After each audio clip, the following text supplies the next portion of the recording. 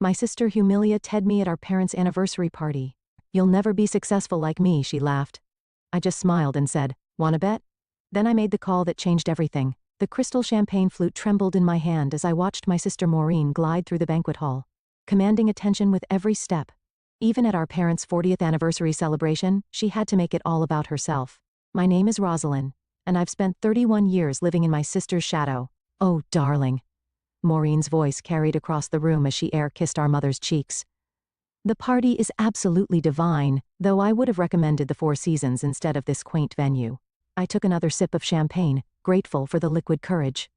Jake, my best friend, squeezed my arm reassuringly. Don't let her get to you, Roz. Your startup is going to change everything. If it survives another month, I muttered, watching Maureen work the room in her designer dress that probably cost more than my quarterly rent. Rosalind. My father's booming voice made me jump.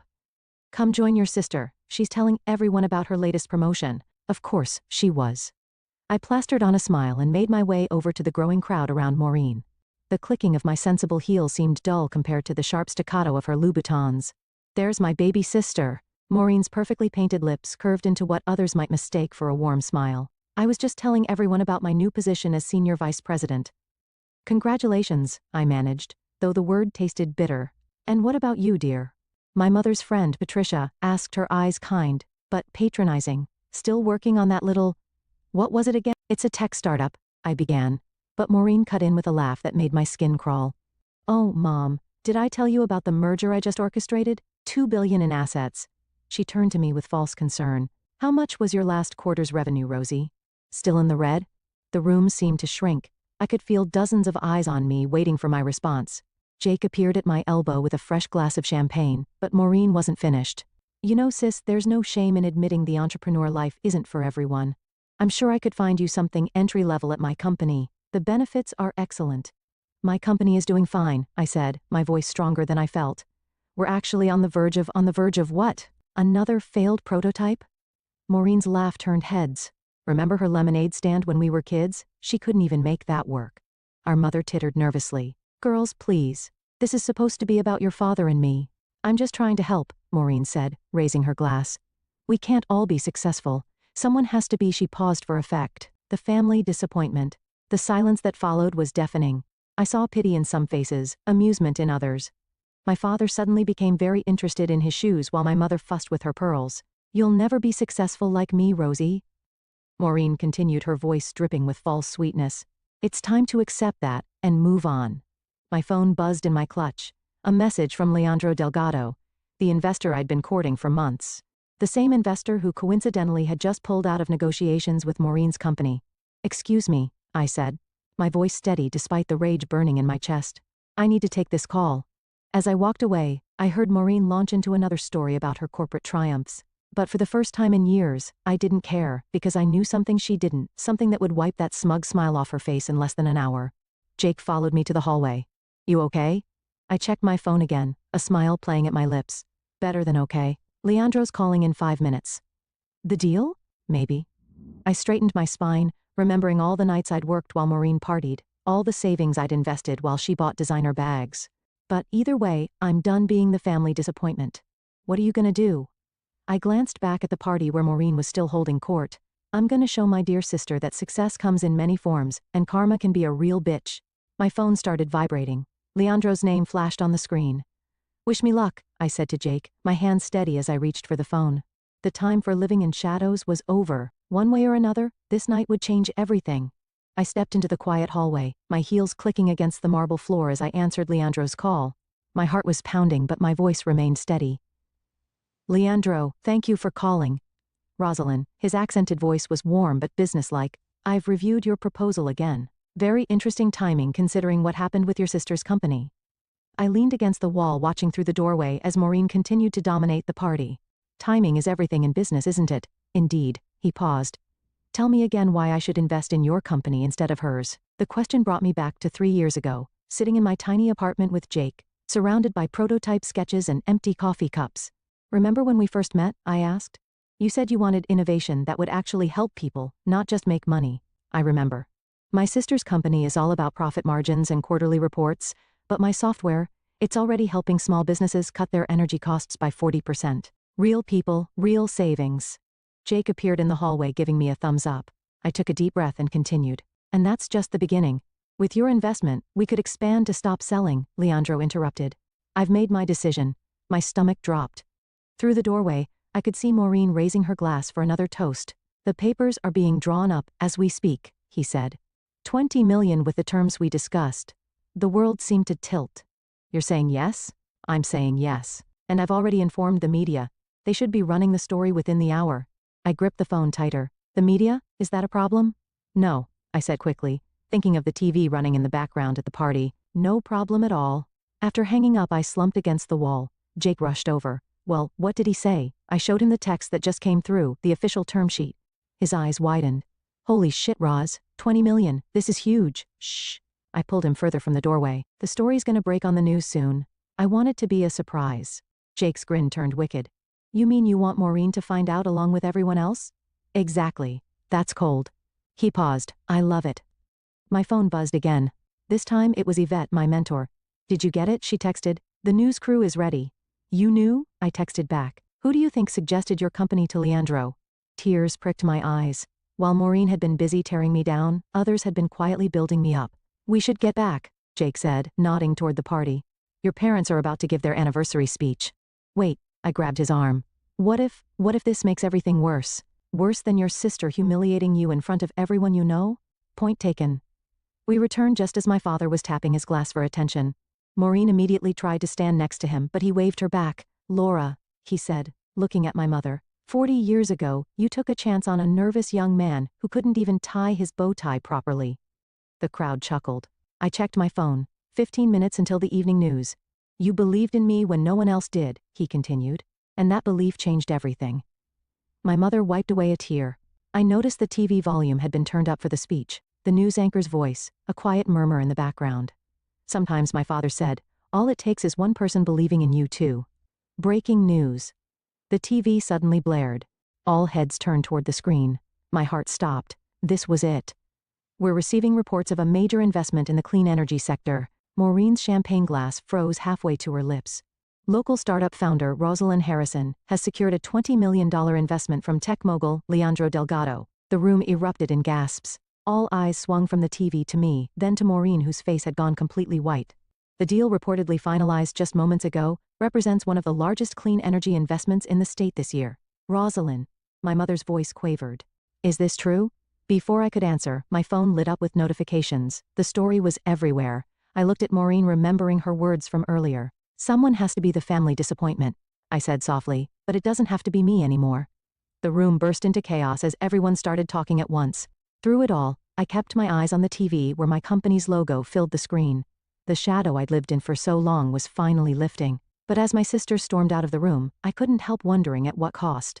The next 15 minutes were a blur of congratulations and questions. Everyone who had politely ignored me earlier now wanted to know every detail about my company. Even my father's golf buddies, who usually only talk stocks with Maureen, were suddenly interested in clean energy technology. I always knew you had it in you. My mother gushed, though we both knew that wasn't true.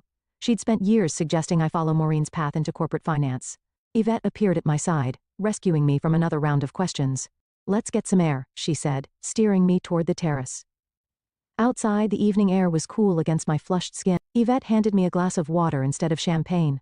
You'll want a clear head for what's coming, she said, leaning against the railing. The real work starts tomorrow. I know I took a sip of water, but tonight you get to enjoy watching your sister squirm. Yvette raised an eyebrow. That's not why I helped you get this investment. You know? I know. It's about the technology and it's about you, she interrupted. I invested my time in you because you're brilliant, not because you're Maureen's sister. Before I could respond, Jake burst through the terrace doors. Roz, you need to see this. Maureen's giving some kind of speech. We hurried back inside. Maureen stood in the center of the room, her mascara slightly smudged, but her voice steady. As the more experienced businesswoman in the family, she was saying, I feel it's my duty to warn everyone about the risks of startup investments. My father shifted uncomfortably. Maureen, perhaps this isn't the time. No, Dad. They need to hear this. She turned to address the crowd. 9 out of 10 startups fail. That's just statistics. And when they fail, they don't just hurt the founder. They hurt everyone who believed in them. Unlike certain corporate mergers that fall through, the words left my mouth before I could stop them. Maureen's eyes narrowed. At least I didn't have to manipulate my way into a deal. Manipulate? I stepped forward. You mean like how you manipulated mom and dad into paying for your MBA while I worked 3 jobs to fund my company? Girls, my mother's voice cracked, please not at our anniversary party. But Maureen wasn't finished. You think getting one investment makes you successful? You have no idea what's coming. The pressure, the expectations, the fear of failure. I cut in. Trust me, sis, I know all about that. I've been living with it since we were kids. The room had gone completely silent. Even the waiters had stopped circulating. You want to talk about failure? Maureen's voice was dangerously low. Let's talk about how you're going to feel when everyone realizes you're in way over your head. That's enough. Yvette stepped between us. Maureen, I've worked with both you and your sister. The difference is Rosalind actually listens to advice, instead of just pretending to know everything. And who exactly are you? Someone who's built and sold 3 successful companies. Yvette smiled coolly while you were climbing the corporate ladder. I was building the whole building. A murmur went through the crowd. Maureen's face flushed red. Well, she said, forcing a laugh, I guess we'll all see how this plays out, but don't come crying to me when the TV suddenly blared again. More breaking news on the Delgado investment story. Sources confirmed that the deal came shortly after Delgado Ventures pulled out of negotiations with Standard Corp, citing philosophical differences with their business model. All color drained from Maureen's face. Standard Corp was her company. Is that true? My father asked, looking between us. Did you know about this, Rosalind? I started, but Maureen cut me off with a bitter laugh. Of course she knew. She probably planned it this way, waiting until my company's deal fell through, then swooping in to steal our investor. I didn't steal anything, I said firmly. Leandro chose to invest in my company because we align with his values, something you might want to think about. Values don't pay shareholders, Maureen snapped. No, I agreed. But they help you sleep at night. The room erupted in whispers. I could see people taking sides, some nodding with Maureen, others looking at me with new respect. Jake touched my arm. Your parents look like they're about to have a stroke. He was right. Mom was stressed eating canapes while Dad kept loosening his bow tie. Maybe we should, I started, but was interrupted by my phone buzzing. The caller ID showed Leandro's name. Excuse me, I said, echoing my words from earlier. I need to take this call. As I walked away, I heard Maureen say something about beginner's luck. But this time, her words didn't sting because this time, I wasn't the one who needed to prove herself anymore. Rosalind, Leandro's voice was urgent. Turn on CNBC now. I rushed back into the main room where the TV was still running. Can someone change this to CNBC? I called out. Jake grabbed the remote and switched channels. There I was, my company logo splashed across the screen alongside Leandro's. The ticker at the bottom read, Breaking Delgado Ventures backs revolutionary green tech startup. I wanted to warn you, Leandro said through the phone. The story's bigger than we anticipated. Your sister's company's stock is already responding to the news. As if on cue, the anchor started speaking. In a surprising turn of events, Standard Corp shares dropped 12% in after-hours trading following the announcement that Delgado Ventures has chosen to back their competitor. Maureen's phone started ringing. She fumbled with it, her hands shaking as she declined the call. Another call came immediately after, and another. The market's reaction is quite telling. The TV analyst continued. Standard Corp's failed negotiation with Delgado signals a potential shift in investor confidence. Turn it off, Maureen snapped, but nobody moved. This emerging player in the green energy sector, the anchor gestured to my company's logo, represents a new approach to sustainable technology. My father stepped closer to the TV, adjusting his glasses. Rosie, is that your prototype they're showing? Before I could answer, my phone buzzed with another call. This time from a number I didn't recognize. Miss Harrison, a woman's voice said when I answered. This is Sarah from the Wall Street Journal. We'd love to get your comment on. No comment, I said, quickly hanging up. Maureen's laugh was hollow. Not so easy being in the spotlight, is it? Ladies, my mother pleaded, can we please just enjoy what's left of our party? But the damage was done. The elegant anniversary celebration had transformed into something else entirely. Half the guests were glued to their phones, watching the market reaction. The other half were trying to get close enough to hear my conversation with Leandro. We should schedule a proper press conference, Leandro was saying. Tomorrow morning? Tomorrow? I glanced at Yvette, who nodded encouragingly. Yes, that works. Perfect. My team will send the details. He paused. And Rosalind, congratulations. You earned this. As I hung up, I noticed my parents huddled in a corner, speaking in hushed tones. My mother was dabbing at her eyes with a napkin. Mom, I moved toward them. Are you okay? Oh, honey. She reached for my hand. We had no idea. All this time, we thought you were struggling, my father finished. We should have paid more attention.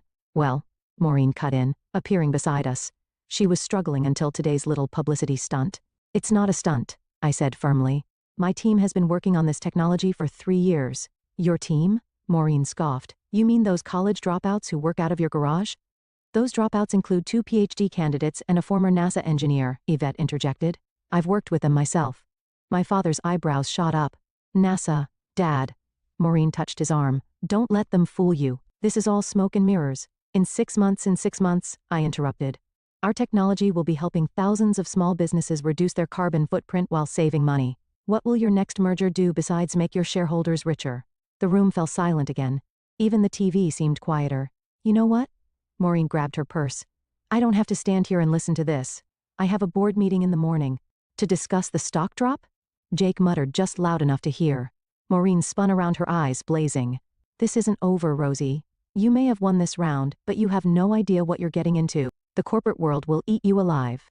Maybe, I said, standing taller, but at least I'll be doing something that matters. She stormed toward the exit, but paused at the door. Mom, Dad, I'm sorry your anniversary party was ruined by this. After she left, the room seemed to exhale collectively. My mother sank into a chair.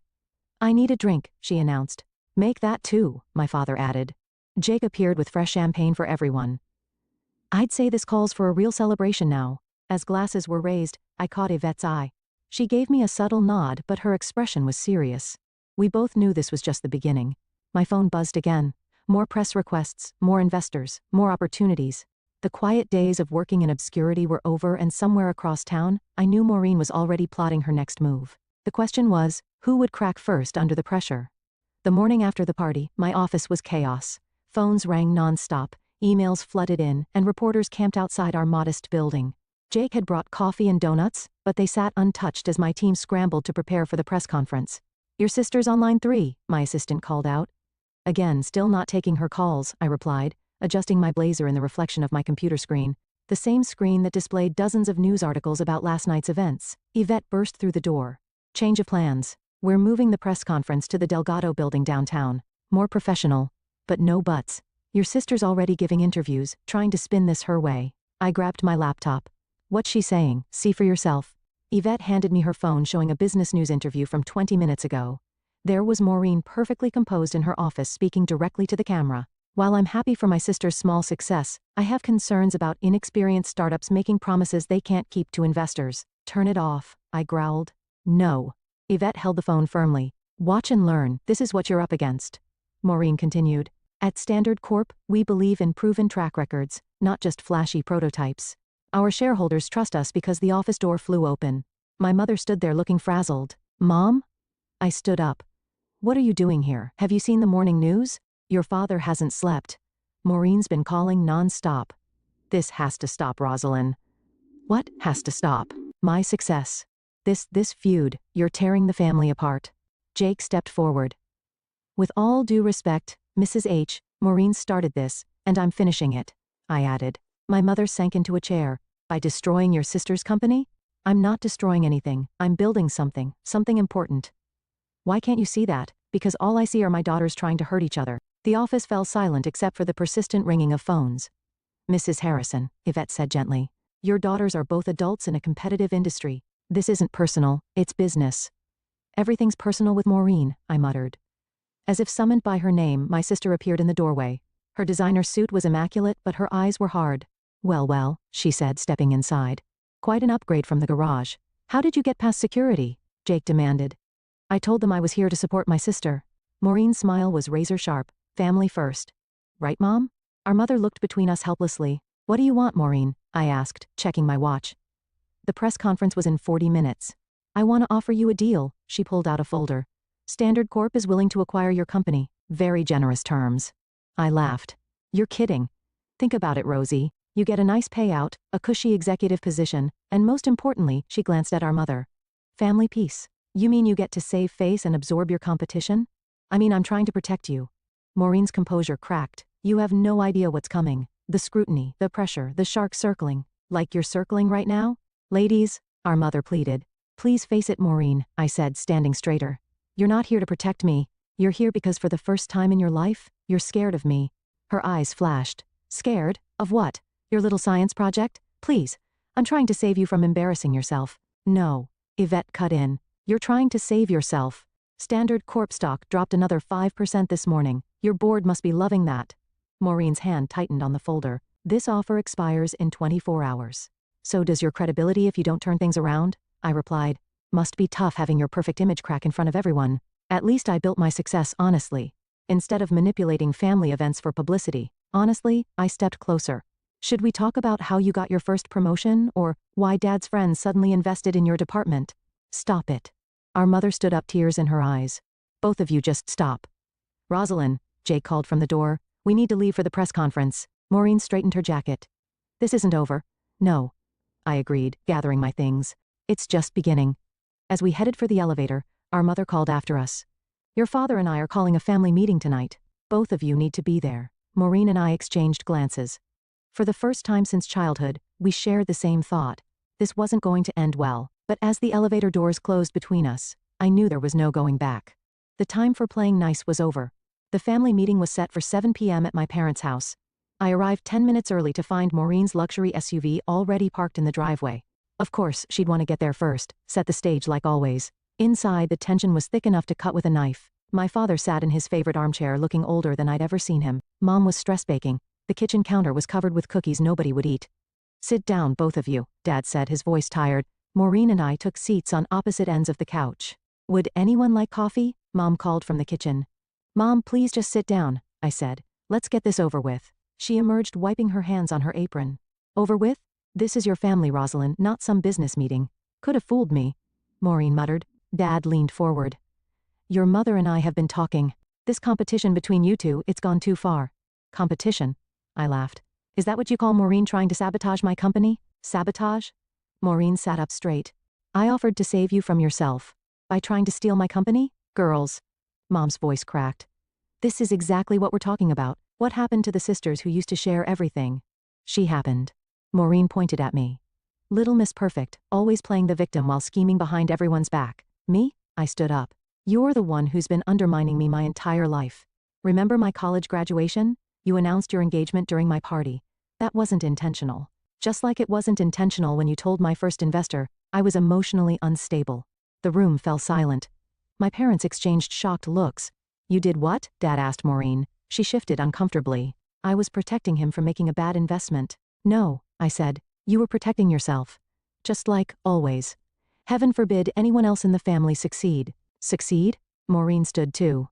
You want to talk about success? I worked my ass off to get where I am. Nobody handed me anything except Dad's connections, Mom's praise, and everyone's constant attention. Stop. Mom was crying now. Please just stop. Dad cleared his throat. We need to acknowledge our part in this. What? Maureen and I said simultaneously. Your mother and I, he continued. We may have contributed to this rivalry. May have? I sat back down. You compared us at every turn, grades, sports, careers. We were trying to motivate you, Mom said weakly. To what? Hate each other? Maureen's voice was bitter. Mission accomplished. I don't hate you, I said quietly. I just wanted you to see me. Really see me, not just as your failing little sister. Something flickered in Maureen's eyes. I see you, she said. I see how everyone's suddenly acting like you're some brilliant innovator, when I know it's just a matter of time before. Before what? Before I prove you right, before I fail, before you realize what it really costs. Maureen's voice broke. Do you think I enjoy being this person? The one everyone expects to be perfect all the time. The room grew quiet again, but different this time, heavier. I never wanted to be perfect, I said. I just wanted to be enough. Mom started sobbing. Dad got up to comfort her. You were always enough, he said, looking at both of us. Both of you, we didn't know how to show it. Maureen's phone buzzed. She glanced at it, and her face went pale. What is it? I asked despite myself. Board meeting tomorrow morning, emergency session. She looked up at me. They're voting on my position. For a moment, I saw past the perfect exterior to the scared sister underneath. The one who used to let me crawl into her bed during thunderstorms. I hesitated. I could release a statement about our companies exploring collaboration opportunities. Maureen stared at me. You do that? On one condition, I said. You stop trying to undermine me publicly or privately. She was quiet for a long moment. The board wants blood. They'll see it as weakness if I don't fight back, or they'll see it as strategic thinking, Dad suggested. Two sisters combining their strengths instead of tearing each other down. Mom had stopped crying. Does this mean it means we're trying? I said, looking at Maureen. Right? She nodded slowly. Trying. It wasn't perfect. It wasn't even close to resolved. But as we sat there in our parents' living room surrounded by the smell of stress-baked cookies, something shifted. Maybe, just maybe, there was room for two successful sisters in this family after all. 2 weeks after the family meeting, I sat in my office staring at an email that made my blood run cold. Our latest product test had failed spectacularly, and worse, the data had leaked to the press. My phone rang. It was Maureen. "Have you seen the headlines?" she asked, skipping the greeting. "Yeah." I refreshed my browser. The story was everywhere. Green tech startup's revolutionary product shows fatal flaws. Your stock options are going to tank when the market opens. "We're not public yet," I reminded her. "No. But Delgado Ventures is, and they're heavily invested in you." She paused. "The board meeting didn't go well, did it?" I glanced at the conference room where Leandro had just finished reaming out my entire team. "Could say that." Jake burst in without knocking. "Reuters is on line 1. What do you want me to tell them?" "Nothing yet." I turned back to the phone. "Maureen, I have to don't say anything to the press." She cut in. "Come to my office now." "What? Why?" "Because I've been through this before and you need help." 20 minutes later, I sat across from Maureen in her corner office watching her pace. "First rule of crisis management," she said. "Never let them see you sweat." Easy for you to say. Your career isn't imploding. "No?" She laughed bitterly. "Remember that merger I mentioned at Mom and Dad's party? It failed because I rushed due diligence. Cost the company $1 million. I never knew that because I managed the narrative." She sat down. "Show me the test results." I handed her my laptop. As she read, her frown deepened.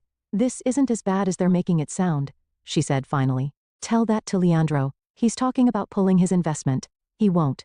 She started typing. "But we need to get ahead of this story." "We?" "Yes, we. I meant what I said at the family meeting." She turned the laptop around. "Look at this." She'd drafted a joint press release announcing a partnership between our companies to enhance the technology's safety features. "You do that?" I asked. "Put your company's reputation on the line for me. I'm not doing it for you. I'm doing it because it's smart business." But her slight smile suggested otherwise. My phone buzzed. "Yvette, the vultures are circling," she said when I answered. "3 companies just made lowball acquisition offers, including Standard Corp?" I asked, eyeing Maureen. "No." Yvette sounded surprised. "They're the only major player who hasn't tried to capitalize on this." Maureen pretended to be absorbed in her computer. "Listen," Yvette continued. "We need to call an emergency board meeting. This could get ugly." After hanging up, I slumped in my chair. "Maybe I am in over my head." "Of course you are," Maureen said. "Everyone is at first. The difference is whether you sink or swim," says the person who never struggled with anything. She stopped typing. "You really believe that? Come on, Maureen. Everything always came easy to you." "Easy?" She stood up and walked to her window. "You want to know why I announced my engagement at your graduation? Because you're self-centered? Because I was terrified." She turned to face me. "You were graduating with honors, starting your own company, following your dreams. I was stuck in a job I hated, engaged to a man I wasn't sure about, trying to live up to everyone's expectations, but you were already successful. I was surviving." "There's a difference." She returned to her desk. "Now are we gonna fix this mess or what?" Before I could answer, Jake called. "Ross, you need to see this. Someone just leaked internal emails about the product tests." My stomach dropped. "How bad?" "Bad enough that Leandro's board is calling for an emergency session." Maureen was already grabbing her coat. "Where's the meeting?" "You're not coming," I said. "The hell I'm not. You need someone who speaks corporate shark." As we rode the elevator to her parking garage, she turned to me. "You know this might not work, right? We might both go down in flames. Why are you really helping me?" She was quiet for a moment because watching you fail won't make me feel successful anymore. "And maybe it's time we both succeeded." Her phone buzzed. A news alert. The market had opened and Delgado Ventures stock was already dropping. "Ready to face the sharks?" she asked. I took a deep breath. Ready to face them together. For the first time in years, my sister and I were on the same side. Now we just had to hope it wasn't too late for both of us.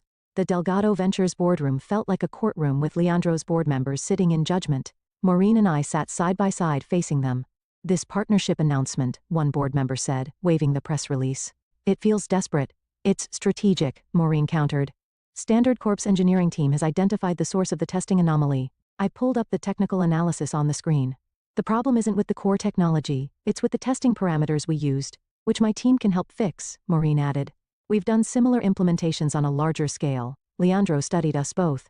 And we're supposed to believe this sudden sisterly cooperation isn't just damage control?" "Actually," I said, "it's something that should have happened long ago." I glanced at Maureen. "Sometimes the best partnerships come from unexpected places." Speaking of partnerships, another board member cut in. "Standard Corp stock rose 3% after your announcement." "Quite convenient." Maureen straightened. If you're implying this is market manipulation, we're implying nothing, Leandro interrupted. We're stating it directly. Then let me be direct too, I said, standing up. Yes, my sister and I have had our differences. Yes, this partnership might seem convenient, but look at the numbers. I switched to the next slide showing the potential market impact of our combined approach. Together, we can roll this out twice as fast with better safety protocols and established distribution channels. Or, I paused. You can pull your investment, watch both our companies suffer, and miss out on what could be the biggest green tech innovation of the decade. The room fell silent. Maureen stood up beside me. My sister built something revolutionary, she said. I was too proud to see it before, but I'm seeing it now and so is the market. My phone buzzed. A message from Jake. Turn on CNBC now. I grabbed the remote and switched on the boardroom TV. A major tech news anchor was speaking in an unprecedented move. Standard Corp and their former rival have announced a joint venture that industry experts are calling a game-changer in sustainable energy. The stock tickers showed both Delgado Ventures and Standard Corp trending upward. Well, Leandro said, a slight smile playing at his lips. It seems the market has spoken.